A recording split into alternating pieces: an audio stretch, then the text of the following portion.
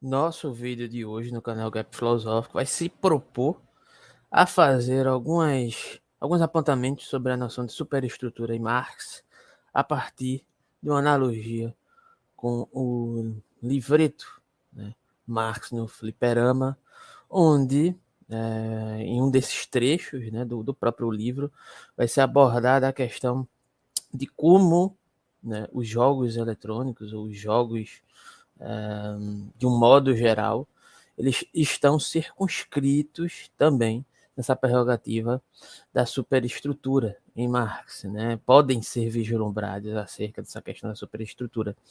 Primeiramente, antes de fazer essa analogia, né?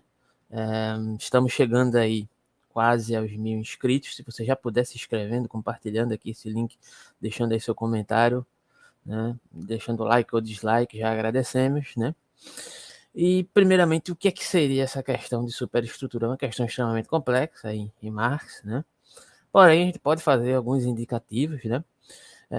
Diante de uma contraposição inicial que é da superestrutura e da infraestrutura, né? A infraestrutura, basicamente, grosso modo, está ligada mais especificamente aos aspectos econômicos e a superestrutura está ligada às prerrogativas ideológicas que podem se desembocar em formas várias, como, por exemplo, na religião, né?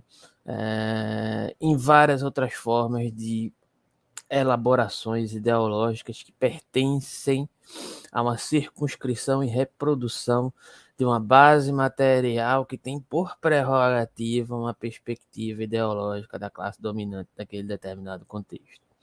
Então, de certa forma, trazer isso para um âmbito, digamos assim, de um reducionismo, né, de uma relação causal, inclusive no âmbito dos games, através de um economicismo, né, seria transportando, digamos assim, a concepção teórico-metodológica de Marx para uma análise contemporânea, né? Já que Marx não teve a oportunidade de vislumbrar a questão dos jogos eletrônicos e de como esses jogos eletrônicos fazem parte da reprodução dessa superestrutura que, de certa forma, produz conteúdos de massa, né? Produz concepções disseminadas de massa e não se reduzem exclusivamente aos aspectos econômicos. E essa é uma questão que Marx e o próprio Engels colocam, né, acerca dos seus aspectos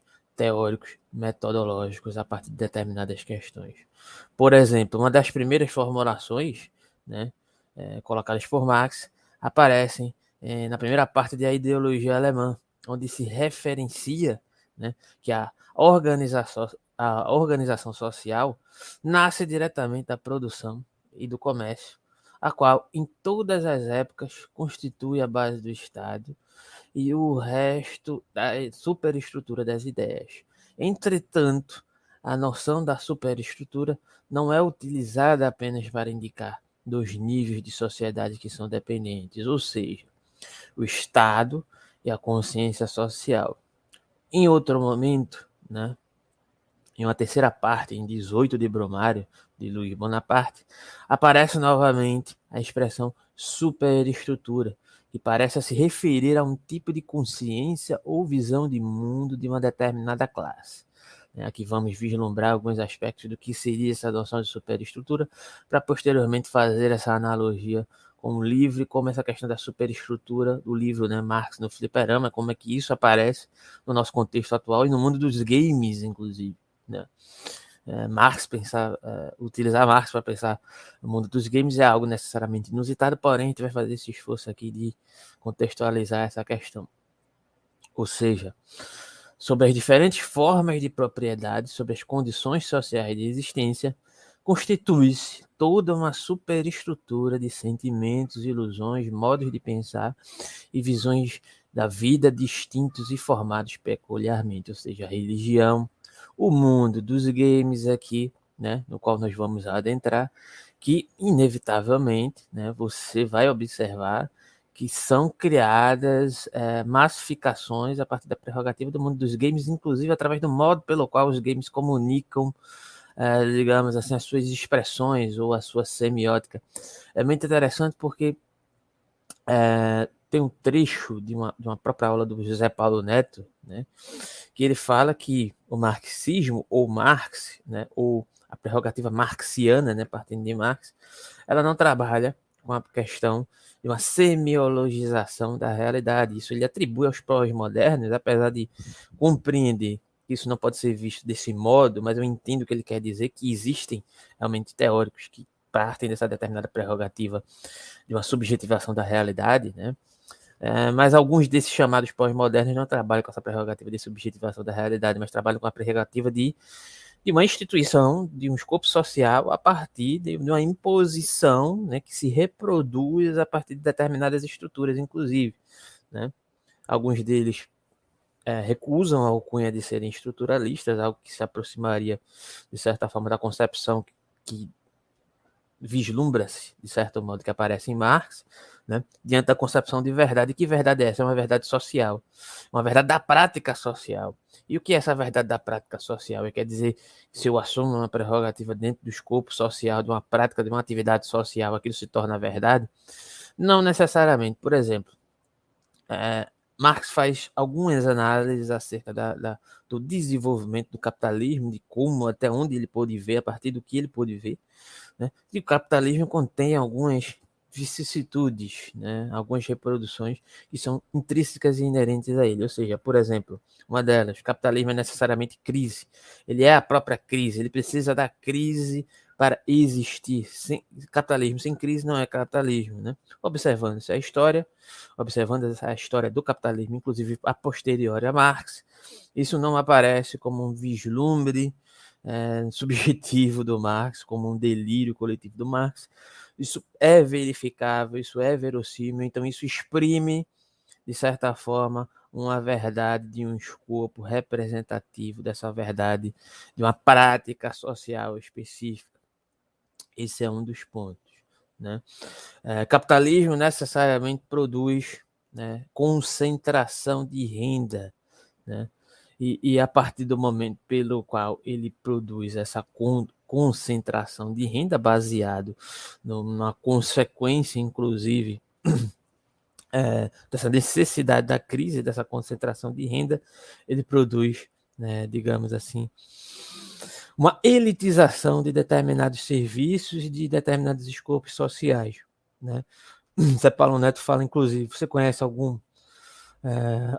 amigo que produza, ou seja, sócio de uma empresa de aviões? Não, né, porque determinados serviços, determinados escopos são, de certa forma, elitizados e é necessário que assim seja para que haja essa concentração de renda em determinados oferecimentos de serviços específicos ou produções de necessidades específicas que corroborem para, de certa forma, essa prática social, né, que produz, de certa forma, uma concentração de renda, uma concentração de determinadas especificidades de uma classe dominante. Lógico que a nossa intenção aqui não é só reduzir a questão da superestrutura ao economicismo, pois é justamente uma das prerrogativas de antagonização não só de Marx como de Engels, mas aqui para demonstrar, né, que essa concepção de verdade de Marx ela está alinhada, né, com essa questão de fatos que se reverberam diante de um determinado diagnóstico do movimento, da prática social, não como atividade profissional, mas como uma prática que se exerce como algo factível, como algo material, né? Foi só para ressaltar essa questão. Então, dando continuidade aqui a algumas questões, né? Essa noção de superestrutura parece se referir a um tipo de consciência, né, do mundo de uma classe sobre diferentes formas de propriedade, sobre condições sociais de existência. Então, ergue-se aqui toda uma superestrutura de sentimentos, ilusões, modos de pensar, visões da vida distintas e formados peculiarmente. Toda classe se cria e se formam-se elementos a partir dessas determinadas bases materiais e das relações sociais a que elas correspondem. Aqui é uma questão que aparece em Marx, que é muito interessante, que seria justamente a questão de como, por muitas vezes, Os aspectos econômicos determinam essas superestruturas e, ao mesmo tempo, as superestruturas, na verdade, reproduzem os aspectos econômicos, né? E não necessariamente dessa forma tão linear, né? Que eu coloquei aqui, né? Existem processos, existem modos, né? Então não existe uma hierarquização da estrutura em relação, né, à infraestrutura, né, à superestrutura em relação à infraestrutura. A infraestrutura é basicamente as relações ligadas aos aspectos econômicos, já, né, a superestrutura está ligada a esses aspectos, digamos, ideológicos, que Marx quer fazer um movimento de crítica, em certo sentido, para poder, digamos assim, fazer uma crítica, né, da economia política, né, que é a pretensão de Marx nesse determinado contexto, né, a partir da origem de seus livros e etc. Então, não obstante, né, ele diz o seguinte: toda classe cria e forma elementos a partir de suas bases materiais e das relações sociais às quais elas correspondem. Entretanto, isso visa explicar que a relação entre alguns níveis gerais de sociedade, por meio da qual os níveis da superestrutura são determinados pela base. Isso significa dizer que para a superestrutura não é algo autônomo, que não aparece por si mesma, mas tem um fundamento nas relações de produção social, né? Em consequência disso, qualquer conjunto particular ligado às relações econômicas determina a existência de formas específicas de Estado e de consciência social que são adequadas ao seu funcionamento, e a qualquer transformação da base econômica de uma sociedade leva a uma transformação dessa superestrutura.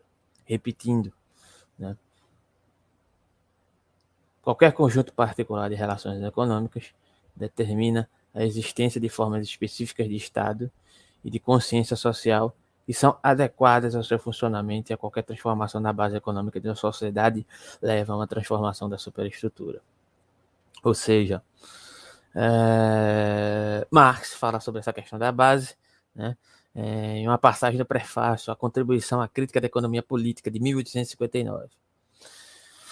Que se torna uma formulação clássica dessa metáfora. Abre aspas. Na produção social de sua vida, os homens estabelecem determinadas relações necessárias e independentes da sua vontade. Relações de produção que correspondem a uma determinada fase do desenvolvimento de suas forças produtivas materiais. O conjunto dessas relações de produção forma a estrutura econômica da sociedade, a base real sobre a qual se ergue a superestrutura jurídica e política, e a qual corresponde a determinadas formas de consciência social. O modo de produção da vida material condiciona o processo da vida social, política e intelectual geral. Ou seja, a estrutura econômica não é, portanto, concebida como um conjunto dado de instituições, unidades produtivas ou condições materiais, mas antes como a soma total das relações de produção estabelecidas pelos homens, ou, em outras palavras, das relações de classe que entre eles se estabelecem, como aparece no capital. É sempre na relação direta entre os proprietários das condições de produção e os produtores diretos, relação que naturalmente sempre corresponde a um estágio preciso do desenvolvimento dos métodos de trabalho e, portanto, da sua produtividade social, que se encontra um segredo mais íntimo. Ou seja, o fundamento oculto de toda a estrutura social é, portanto, da forma política, da relação de soberania e dependência, em suma, da forma específica, corresponde ao Estado. Entretanto, o caráter da relação entre base ou infraestrutura e superestrutura pode ser muito mais complexo do que essas formulações podem levar a crer.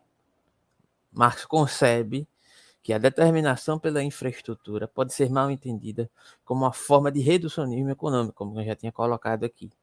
É por isso que ele caracteriza também a relação como histórica, desigual e compatível com a eficácia própria da superestrutura. No que diz respeito ao primeiro aspecto, Marx afirma, em Teorias da Mais-Valia, ser necessário compreender a última não como uma categoria geral, mas em sua forma histórica definida.